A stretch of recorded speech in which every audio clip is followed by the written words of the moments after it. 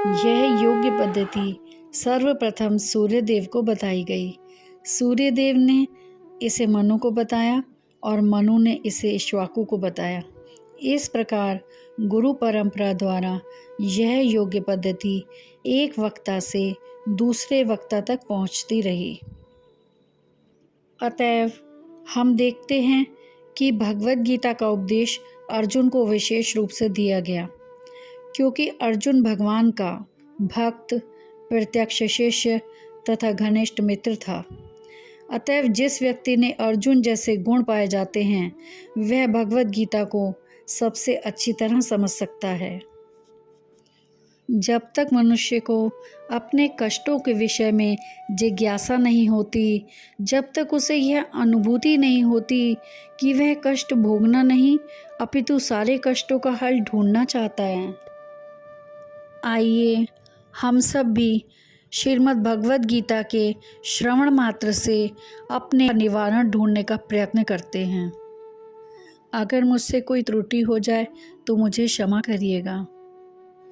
पहला अध्याय, अर्जुन विषाद योग। धृतराष्ट्र बोले, हे संजय, धर्म भूमि कुरुक्षेत्र में एकत्रित युद्ध की इच्छा वाले मेरे और पांडु के पुत्रों ने क्या किया? संजय बोले, उस समय राजा दुर्योधन ने व्यूह रचना युक्त पांडवों की सेना को देखा और द्रोणाचार्य के पास जाकर यह वचन कहा, हे आचार्य, आपके बुद्धिमान शिष्य द्रुपद पुत्र धृष्टद्युम्न द्वारा व्यूहाकार खड़ी की हुई पांडु पुत्रों की इस बड़ी भारी सेना को देखिए। इस सेना में बड़े बड़े धनुषों वाले तथा युद्ध में भीम और अर्जुन के समान शूरवीर, सात्यकी और विराट तथा महारथी राजा द्रुपद, धृष्टकेतु और चेकितान तथा बलवान काशीराज, पुरुजित, कुंतीभोज और मनुष्यों में श्रेष्ठ शैव्य, पराक्रमी युधामन्यु तथा बलवान उत्तमौजा, सुभद्रा पुत्र अभिमन्यु एवं द्रौपदी के 5 पुत्र, ये सभी महारथी हैं। हे ब्राह्मण श्रेष्ठ, अपने पक्ष में भी जो प्रधान हैं उनको आप समझ लीजिए। आपकी जानकारी के लिए मेरी सेना के जो सेनापति हैं उनको बतलाता हूँ।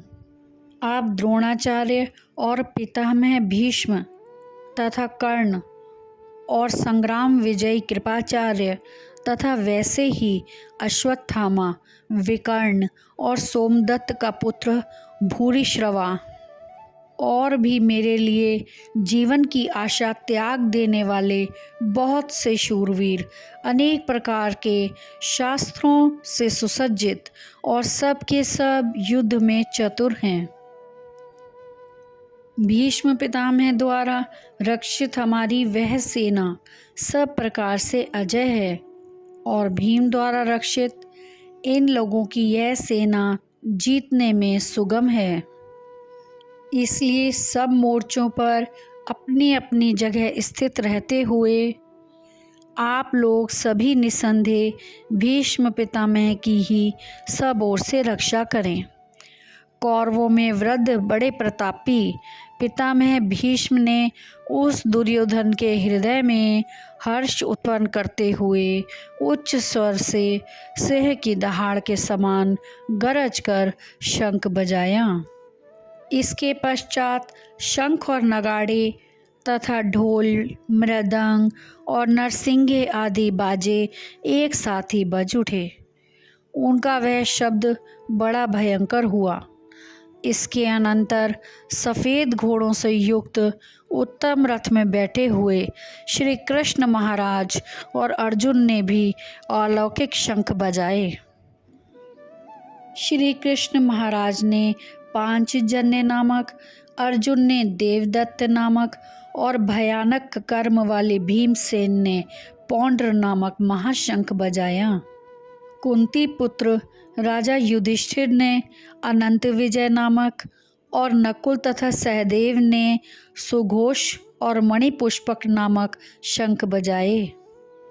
श्रेष्ठ धनुष वाले काशीराज और महारथी शिखंडी एवं धृष्टद्युम्न तथा राजा विराट और अजेय सात्यकी, राजा द्रुपद एवं द्रौपदी के 5 पुत्र और बड़ी भुजा वाले सुभद्रा पुत्र अभिमन्यु, इन सभी ने हे राजन सब ओर से अलग अलग शंख बजाए। और उस भयानक शब्द ने आकाश और पृथ्वी को भी गुंजाते हुए धृतराष्ट्रों के अर्थात आपके पक्ष वालों के हृदय विदीर्ण कर दिए।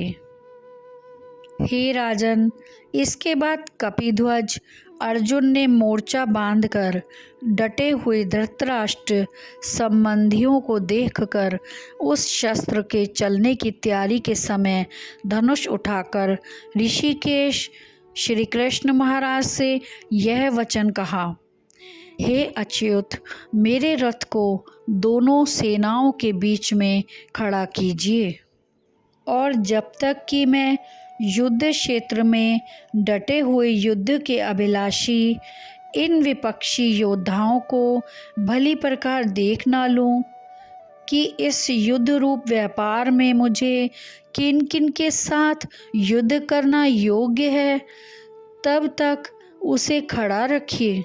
दुर्बुद्धि दुर्योधन का युद्ध में हित चाहने वाले जो ये राजा लोग इस सेना में आए हैं, इन युद्ध करने वालों को मैं देखूंगा।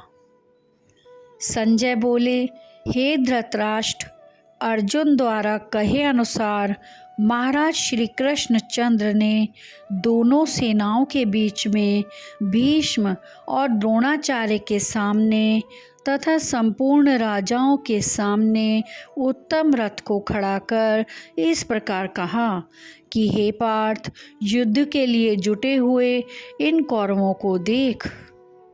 इसके बाद प्रथापुत्र अर्जुन ने उन दोनों ही सेनाओं में स्थित ताऊ चाचों को, दादों परदादों को, गुरुओं को, मामाओं को, भाइयों को, पुत्रों को, पौत्रों को तथा मित्रों को, ससुरों और सुहृदों को भी देखा।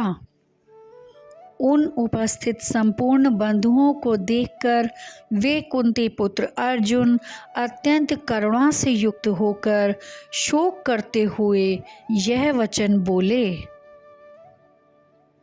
अर्जुन बोले, हे कृष्ण, युद्ध क्षेत्र में डटे हुए युद्ध के अभिलाषी इस स्वजन समुदाय को देखकर मेरे अंग शिथिल हुए जा रहे हैं और मुख सूखा जा रहा है तथा मेरे शरीर में कंप एवं रोमांच हो रहा है।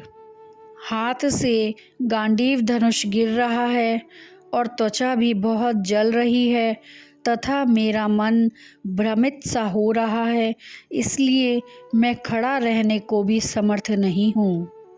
हे केशव, मैं लक्षणों को भी विपरीत ही देख रहा हूँ तथा युद्ध में स्वजन समुदाय को मारकर कल्याण भी नहीं देखता। हे कृष्ण, मैं ना तो विजय चाहता हूँ और ना राज्य तथा सुखों को ही। हे गोविंद, हमें ऐसे राज्य से क्या प्रयोजन है अथवा ऐसे भोगों से और जीवन से भी क्या लाभ है।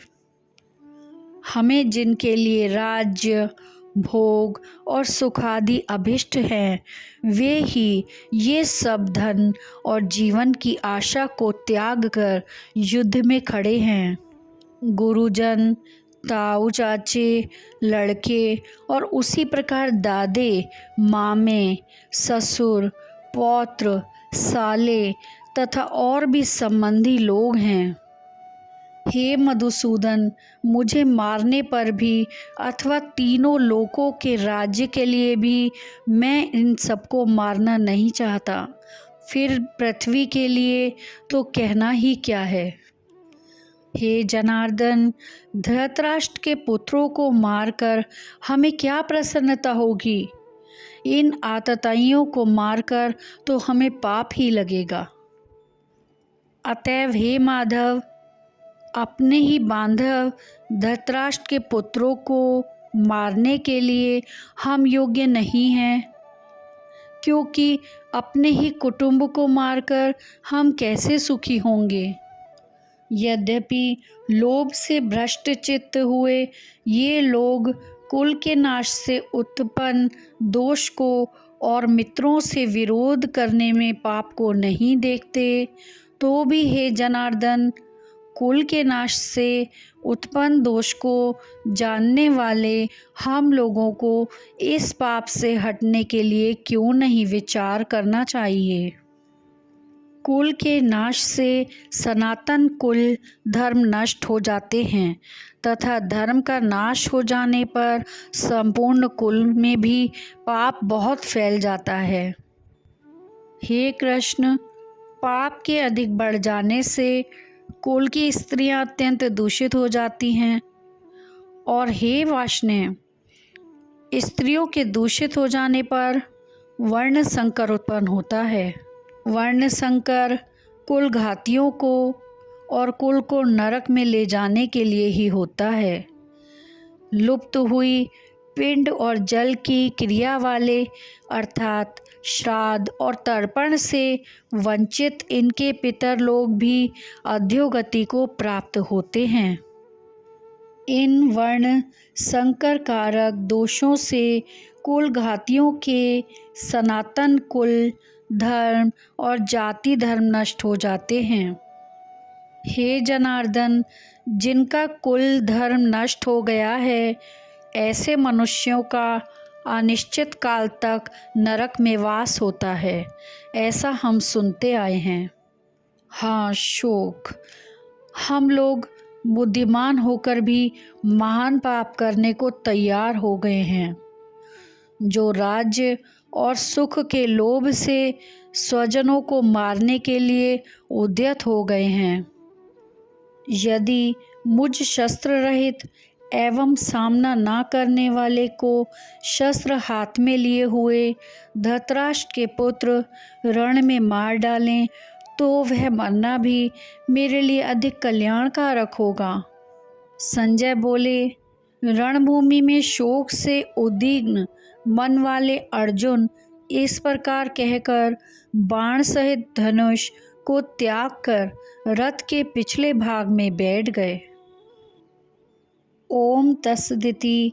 श्रीमद् भगवद गीता सुपनिषत्सु ब्रह्म विद्यायां योग शास्त्रे श्री कृष्ण अर्जुन संवादे अर्जुन विषाद योगो नाम प्रथमो अध्याय समाप्त।